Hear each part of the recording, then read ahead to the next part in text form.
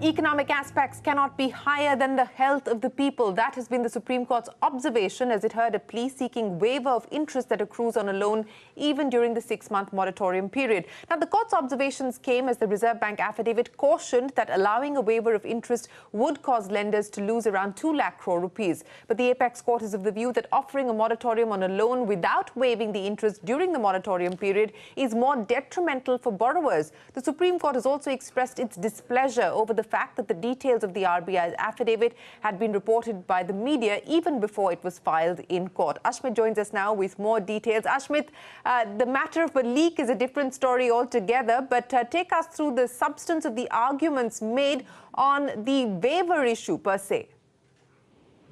Well, let's keep in mind the RBI had filed its response yesterday, and whereby they made their position clear that a 2 lakh crore rupee hit is what the banks are likely to face if this waiver is forced by the apex court. That's the language used, if this waiver is forced. The RBI went on to say that this interest income that the banks earn is crucial for sustainability of the banking system, for the viability of the banking system, and that it should not be dispensed with, that the depositors' interests need to be protected, and that will be put to jeopardy if this waiver is allowed and this burden of 2 lakh crore rupees is cast on the banks. And that's the rationale, financial stability that the RBI was pushing across. However, the apex court took a slightly different view. The RBI said, the apex court, I beg your pardon, said that the economics cannot prevail, cannot be pushed above the health of people. The Supreme Court noted that these are exceptional circumstances. These are not normal situations. That exceptional remedies is perhaps what we need to look at. In fact, the apex court also observing that as far as this moratorium is concerned, not allowing the interest waiver will work to the detriment of the borrowers. That is the concern that has been expressed by the apex court. And this, of course, was coupled with the fact that the apex court also did not make much of the fact, also took exception to how the details of the RBI response were leaked, were reported in the media. But nonetheless, the long and short is that the government, as of right now, has reserved comment. The Solicitor General appearing for the government said that we're not commenting on the issue, but important to bring to the court's attention that the Finance Ministry is considering the matter, is seized of the issue, and will formalize a position in the days to come. So towards that effect, the apex court has given time till June 12th for the centre to come back with a reply and to come back with a cogent or cohesive reply, and that's when perhaps we can expect more clarity on the way forward as far as this interest burden is concerned. All right, Ashmit, many thanks for joining us. So the hearing will be taken up on the 12th again, and let's see what the response is of the government, whether the government goes along with what the Reserve Bank of India has stated in its affidavit. Now, veteran banker Uday Kotak has backed the RBI's argument, cautioning against interest waiver during the moratorium. Responding to a question by CNBC TV 18's Ritu Singh, Uday Kotak said it could lead to one-sided contracts where borrowers ask for moratorium on borrowing, but expect full interest on their deposits. Take a look. The Reserve Bank of India has put in a very clear position from its side, and I think that is absolutely the key. Please keep in mind that banks are intermediaries between depositors' monies and borrowers. So if we have a situation that borrowers get moratorium, banks have an obligation to serve depositors both on principal plus interest. Therefore, we cannot have a one-sided contract where we allow moratoriums on interest to the borrowing side, and of course, banks have a fundamental obligation to pay principal and interest to the depositors. Therefore, it cannot be an unequal game. People who are asking for moratorium on interest, please keep in mind that you also happen to be depositors somewhere. Therefore, do not think about saying moratorium on what I borrow, but I must get my full interest on deposits. If the banks have to serve borrowers, it has a bigger duty to serve depositors. Depositor is the core for the financial system. The trust and confidence of the depositor must be nurtured and protected, because that is the foundation of a stable financial system. And I am a believer that the Indian financial system is sound and robust, because the Reserve Bank of India has always protected the depositor's interest, which is the core basis and intent of the Banking Regulation Act. Well, that is Uday Kotak coming out unequivocally in support of the Reserve Bank's position on this matter, saying that it cannot be a one-sided contract. Well, joining us now for his view is former RBI Governor D. Subbarao. Also with us, my colleague Lata Venkatesh. Lata, very first question to you, and then, of course, we'll listen into what Mr. Subbarao has to say. But to the point that was being made there by Uday Kotak, Lata, that we need to think about the depositors as well, and perhaps that is what the RBI's affidavit tries to explain to the Supreme Court. Oh, absolutely.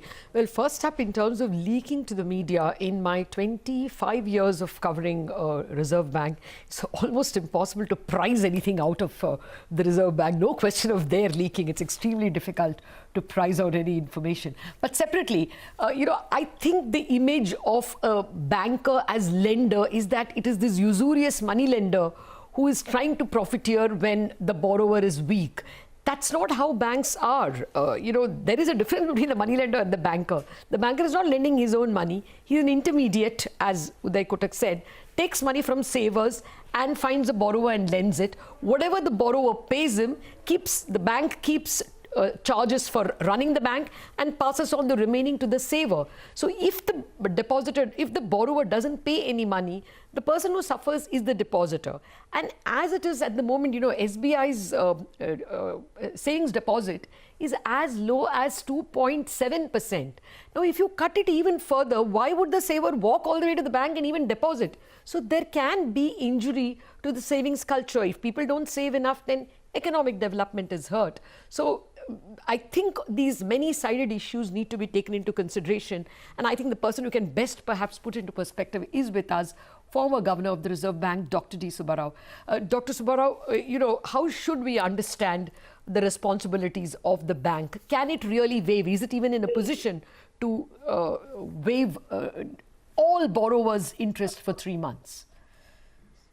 Absolutely not. I don't believe so. I saw somewhere the number that's being talked about is 2.1 lakh crore if the banks are to waive the interest altogether. 2.1 trillion rupees is about 1% of GDP. If banks waive that sort of interest, it'll be an enormous strain on them. As Uday Kotak said, and as you've said yourself just now, banks are intermediaries between savers and borrowers. They take deposits from savers and they lend to borrowers. And they earn interest from borrowers and they've got to service the deposits. If the borrowers are not to pay the interest, how are the banks to service the savers with them? As you said, it'll vitiate the saving culture. There's another point here as well. Banks, a phrase that you did not use, but you implied, banks are supposed to be hard-headed, not, whether they're hard-hearted or not is not the question. So banks cannot be expected to privilege one side over the other. They've got obligations, contractual obligations, both to savers and to borrowers, and they've got to balance both of them. They can't privilege the interests of the borrowers over the interests of the savers. So I don't believe that the bankers can waive off 2.1 lakh crore of interest. It'll put enormous strain on them, and I think it'll erode their financial viability and erode the financial stability of the economy, which the RBI is mandated to regulate and preserve. Dr. Subbarao, perhaps this idea of waiver has gained currency because farm loans are waived. But there is a difference, isn't it? Over there, the depositor is still paid his money by the government. The government reimburses the banks, right? The bankers don't bear the loss. Oh, absolutely right, Lata. Because this is a redistribution policy. You got to privilege one side, give some concession to the borrowers. Somebody has to pay the cost. If the government does not intervene, the cost has to come from the savers, and that is untenable. As Uday Kotak said, banks have an equal obligation both to their savers and to borrowers. If at all interest has to be waived, that's got to come from the government, as indeed has happened all through. You take farm loan waivers or any other loan waivers or interest waivers, the cost has been borne by the government, and that's got to be the case this time around as well. You can't expect the banks to intermediate between the interests of the savers and the borrowers. Okay. Dr. Subbarao, is the way, can this case be better handled if the depositor is also brought to the table. We don't normally get depositors on TV channels, nor are they invited by the government or the Reserve Bank while setting the credit policy. The lenders, the borrowers are usually invited, you know, industry leaders or people like that. So perhaps this case would be better understood if the depositors are also a party in the case. I think so. There is, in fact, an All India Depositors Association. I think they must jump in and argue the interests of the depositors across the country. You know, we think of borrowers as small borrowers, MSMEs, mudra borrowers, etc. But on the savers side as well, we are very small people. You know, people saving a few thousand rupees their entire life savings. So you cannot expect them to support the waiver of loans to borrowers. So I think the All India Depositors Association or whatever other association there is must come into the picture. In fact, I think it would be good if they get themselves impleaded in the Supreme Court case and argue the case of the depositors, because I believe hearing out their case is very, very important to make a well-reasoned judgment on this issue. Okay. Do you think, Dr. Subbarao, in our country, because we have this extraordinary presence of public sector banks, people tend to confuse it with government? If we had predominantly private sector banks, maybe this confusion will not come. You will know this is private savings of private savers. I don't think so. I think that distinction is very, very extraneous to the case that we are handling. All right. Because whether it is private banks or public banks, the depositors are the people across the country. So let's assume that the entire banking sector is private. Would you then say that it's okay to charge the savers and then privilege the borrowers? I don't believe so.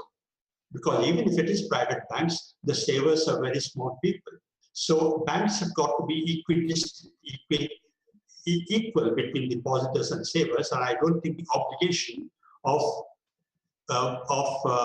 giving a concession to borrowers should be put on them. And there's another point, Lata, even from the Reserve Bank's perspective. The Reserve Bank is the banking regulator, which means that, waiving of interest is a commercial decision. I don't think RBI's regulatory authority extends to overseeing a commercial decision by the bank. Waiving of interest is a commercial decision, and that the bank has to take. I don't believe the RBI can, in fact, mandate the banks to do that. You know, if in fact that happens and the financial stability is threatened, then RBI can in fact be charged with not fulfilling its regulatory mandate of preserving financial stability. So I think the RBI has to, the stand they've taken is very, very correct. I think the phrase they've used is that it's neither prudent nor appropriate for the Reserve Bank to ask banks to waive interest rate. I think that's very, very appropriate and inconsistent with their mandate.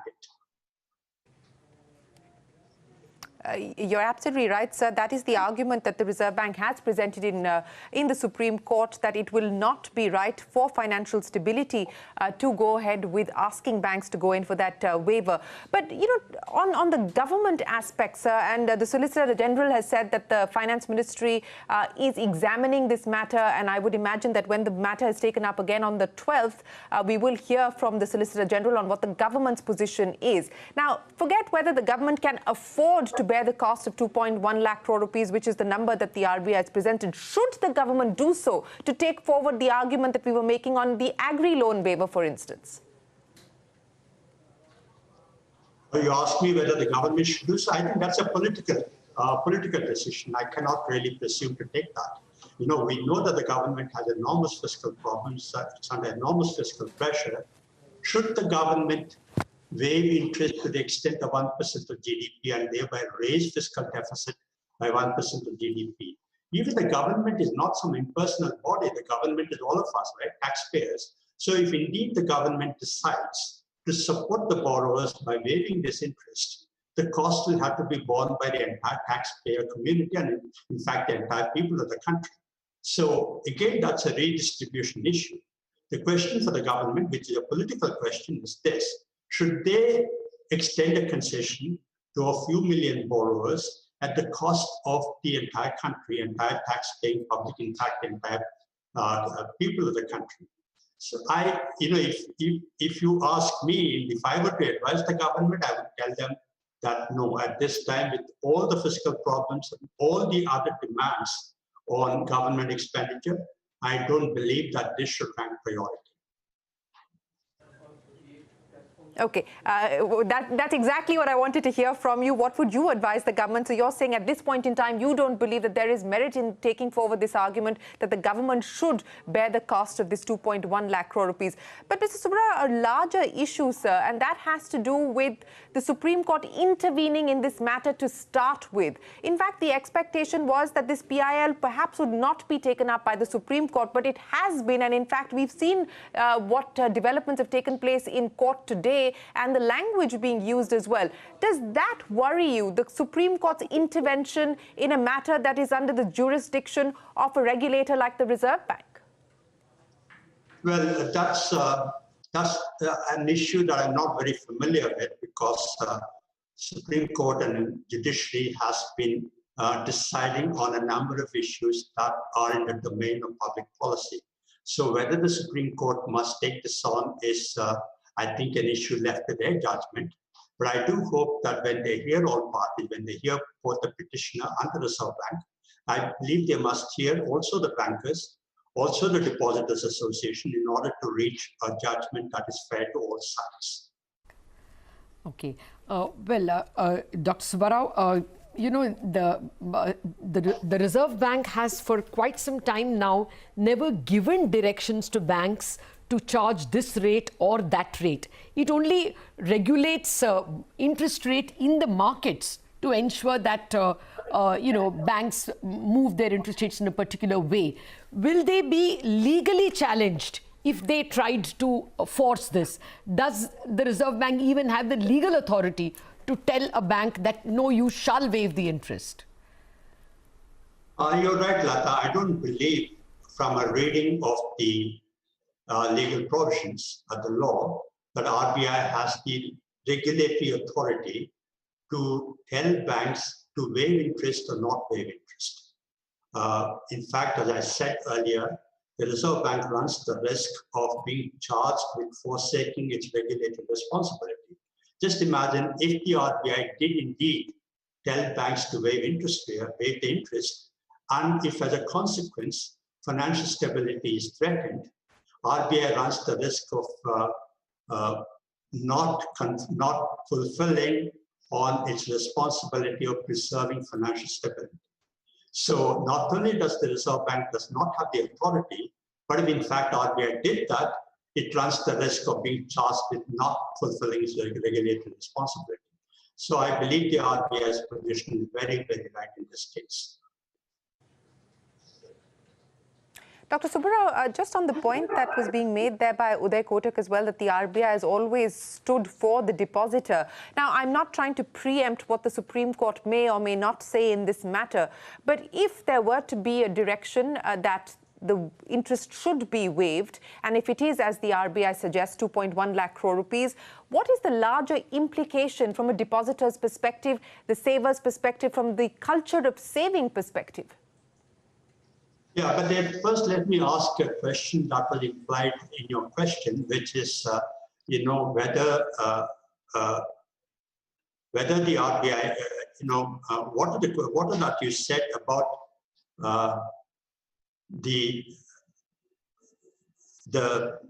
okay.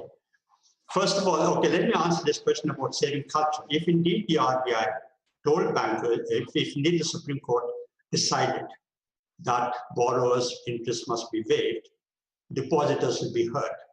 And I believe depositors will withdraw their savings and will go to more risky avenues for saving their money. And that will not be good for the larger public interest. Now, let me go to the other question that I just clicked up on, which is that, in the RBI Act or in the Banking Regulation Act, I just cannot recall at this moment, but there is an express mandate to the Reserve Bank to preserve and protect the interest of depositors. So if indeed the RBI ask banks to waive the interest rate, there could be a chance that RBI runs the risk of violating or not conforming to its regulatory mandate. I'm sorry I answered your questions in the reverse. No, I think you answered the question effectively, sir, and you're highlighting the fact that the RBI Act itself mandates that it is obligated to protect the interests of depositors, and as Lata was pointing out, depositors very often or actually almost never get a voice in on these matters. But let me just step away from this issue for a second, sir, and since we don't very often have you, ask you about what you make of the latest impact, for instance, of the Moody's downgrade, what you make of the latest GDP print that's come in, and how you now assess this reopening, the unlock version 1 that we've moved into. Well, that's a very wide canvas question, Shireen. We thought last year we grew at 5%. Now we know that we're growing at 4% or perhaps less.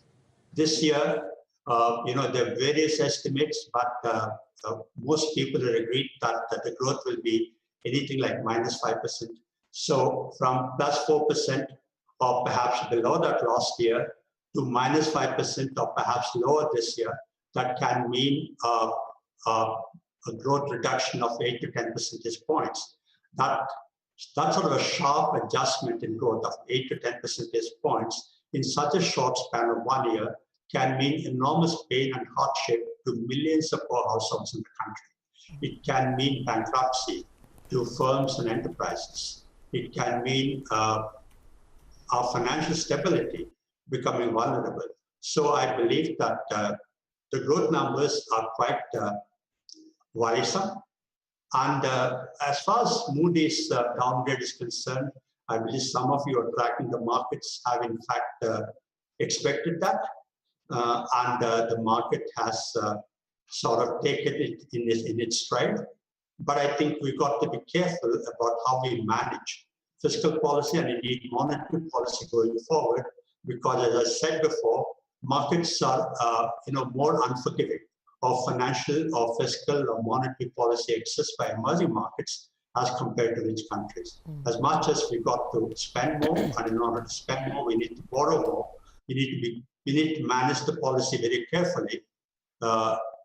Even as we do all that is necessary, we should at the same time be also looking at preserving market confidence. Okay. Well, Shireen, Dr. Subbarao extracted a promise from me that this interview is about the Reserve Bank's role in allowing interest to be waived. But Dr. Subbarao, since you've been obliging and answered one, may I just extend the argument?